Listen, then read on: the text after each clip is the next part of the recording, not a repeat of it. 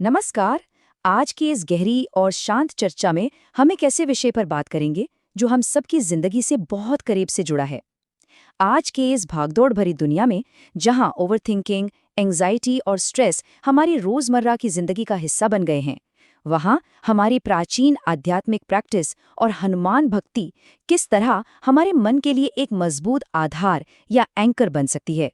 चलिए इस विषय की गहराई में उतरते हैं।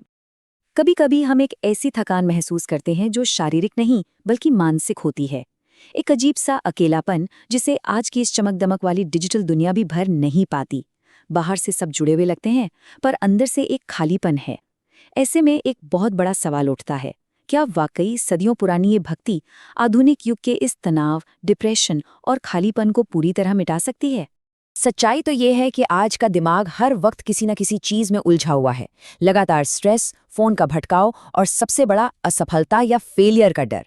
चाहे परीक्षाओं का भारी दबाव झेलते हुए छात्र हों या अपने करियर की दौड़ में थके हुए युवा प्रोफेशनल्स, हर कोई एक मानसिक संघर्ष से गुजर रहा है।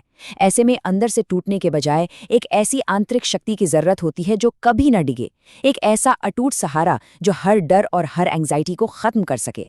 यहीं पर एक बेहद दिलचस्प और नया दृष्टिकोण सामने आता है। भगवान हनुमान को सिर्फ एक देवता के रूप में नहीं बल्कि अपने सर्वोच्च गुरु या मेंटर के रूप में देखकर समझिए। उनके पास असीम और बेजोड़ शक्ति है, पर फिर भी उनके भीतर जो पूर्ण एकाग्रता, कमाल की इमोशनल इंटेलिजेंस और अत्यधिक विनम्रता है, वो आज की जनरेशन के लिए सबसे बड़ा रोल मॉडल है। वे मानसिक मजबूती और रेजिलियंस के सबसे महान गुरु साबित होते हैं। सुंदरकांड की कथाओं में इन महान गुरु की सीख का एक बहुत ही खूबसूरत उदाहरण मिलता है। लंका में जब हनुमान जी माता सीता के सामने गए तो उससे ठीक पहले उन्होंने एक विशाल पर्वत जैसा रूप धारण किया था। लेकिन अगले ही पल माता सीता को डर न लगे, इसलिए उन्होंने अपना रूप बेहद छोटा और विनम्र कर लिया। यह कहानी हमें सिखाती है कि सफलता के बिल्कुल शिखर पर पहुंचकर भी खुद को जमीन से कैसे जोड़े रखना है। अहंकार को दूर रखकर पूरी निष्ठा से अपना कर्म करना, यह अनुशासन और निडरता का सबसे उत्तम पाठ है। अब इस डिजिटल भटकाव और ओवरथिंकिंग को रोकने के लिए बीज मंत्र एक अचूक उपाय की तरह काम करता है। जैसे ओम हम हनुमते नमः। पढ़ाई या काम के बीच जब दिमाग बिल्कुल थक जाए तो गहरी सांस लेकर इसका जाप करने से एक कमाल का असर होता है। हमारे स्रोत बताते हैं कि ये मंत्र हमारे अवचेतन मन यानी सबकॉन्शियस माइंड और ब्रह्मांड की दिव्य चेतना के बीच एक पुल का काम करता है। ये भटकते हुए दिमाग को तुरंत शांत करता है, नेगेटिव विचारों को ब्लॉक करता है और एक बहुत ही गहरी सकारात्मक ऊर्जा का संचार करता है। पर यहाँ एक बहुत ही गहरा और प्यारा रहस्य भी है। एक बेहद खूबसूरत बात ये पता चलती है कि हनुमान जी अपनी खुद की महिमा सुनने में थोड़ा संकोच करते हैं। अगर कोई सिर्फ उनकी तारीफ करे तो वो शांत हो जाते हैं। इसलिए अगर सच में उनकी ऊर्जा से जुड़ना है, उन्हें प्रसन्न करना है और उस असीम निडरता को पाना है, तो उसका सबसे सच्चा तरीका है प्रभु श्री राम का निरंतर जाप। राम नाम ही वो चाबी है जो हमें हनुमान जी की चेतना और उनके आशीर्वाद से सीधे जोड़ती है। मानसिक स्थिरता और भय से मुक्ति की इस खोज में हमारे लिए दो सबसे शक्तिशाली प्रार्थनाओं के बीच का अंतर समझना बेहद जरूरी है। हनुमान चालीसा और बजरंग बाण, ये दोनों बिल्कुल अलग तरीके से और अलग अलग ऊर्जा के साथ काम करते हैं, और इनका सही उपयोग जानना आज की भागती दौड़ती युवा पीढ़ी के लिए बहुत महत्वपूर्ण है। बात करें हनुमान चालीसा की, तो ये एक बहुत ही सौम्य और दैनिक प्रार्थना है। ये शांति की एक ऐसी डेली खुराक है जो मन को ठहराव देती है, आत्मविश्वास बढ़ाती है और रोजमर्रा के सामान्य डरों से मुक्ति दिलाती है। इसे कभी भी पढ़ा जा सकता है। ये हमारी भावनाओं को एक सुरक्षित सहारा देती है और दिन भर के तनाव और एंजाइटी को मिटाकर मन के भीतर एक सुखद स्थिरता लाती है। एक तरह से ये हमारा रोज का स्पिरिचुअल एंकर है। लेकिन इसके बिल्कुल विपरीत है बजरंग बाण।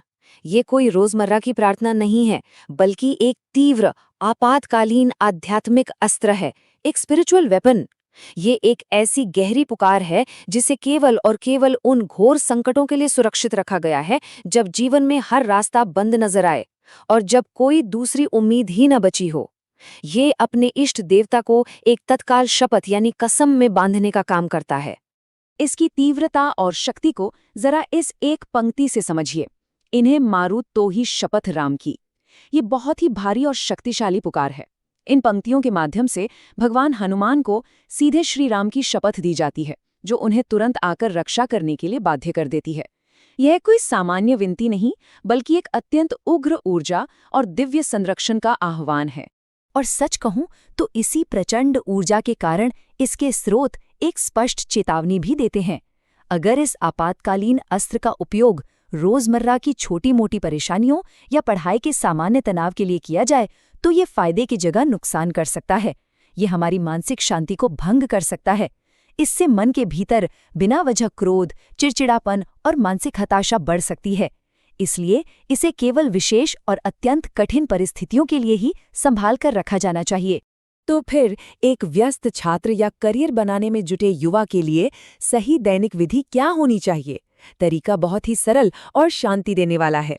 मूर्ति के सामने शुद्ध जल और साफ वस्त्र अर्पित करना, थोड़ा इत्र लगाना, आंखें बंद करके मानसिक रूप से भगवान का ध्यान लगाना और अपने दिन के भोजन की पहली थाली उन्हें अर्पित करना।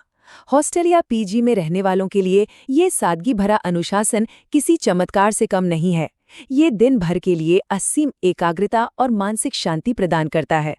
इस पूरी यात्रा में 5 का अंक बहुत बड़ा महत्व रखता है। यहीं पर पंचमुखी हनुमान का गहरा प्रतीक सामने आता है। ये 5 मुख केवल एक रूप नहीं है, बल्कि हमारी 5 इंद्रियों, दिशाओं और हमारी मानसिक क्षमताओं पर पूर्ण नियंत्रण का प्रतीक है। ये ध्यान हमें सिखाता है कि कैसे इस शोर शराबे वाली बाहरी दुनिया और डिजिटल भटकाओं को रोककर अपने भीतर की ऊर्जा पर नियंत्रण पाना है। किस तरह एक ऐसी अटूट एकाग्रता हासिल करनी है जिसे कोई हिला ना सके। आखिर में ये समझना सबसे जरूरी है कि सच्ची हनुमान भक्ति कभी भी किसी बाहरी कर्मकांड या दिखावे के बारे में नहीं रही। ये तो उनके महान चरित्र को अपने जीवन में उतारने के बारे में है। कड़ी मेहनत, अनुशासन, पूर्ण समर्पण और असीम निडरता, यही वो आंतरिक परिवर्तन है जो किसी को भी हर परीक्षा, करियर की हर चुनौती और व्यक्तिगत संघर्ष में एक केंद्रित, शांत और अजेय योद्धा बना देता है। इस चर्चा के अंत में एक बहुत ही गहरा सवाल छोड़कर जाना चाहूंगा, जिस पर हम सबको सोचना चाहिए। क्या वो सच्ची ताकत और वो मानसिक शांति जिसकी हम सबको बेहद तलाश है, क्या वो स्क्रीन पर लगातार रील स्क्रॉल करने से मिलेगी, या फिर अपने भीतर छिपी उस मौन, अनुशासित और आध्यात्मिक शक्ति को जगाने से? ये चुनाव और आगे की ये यात्रा अब पूरी तरह हमारी अपनी है।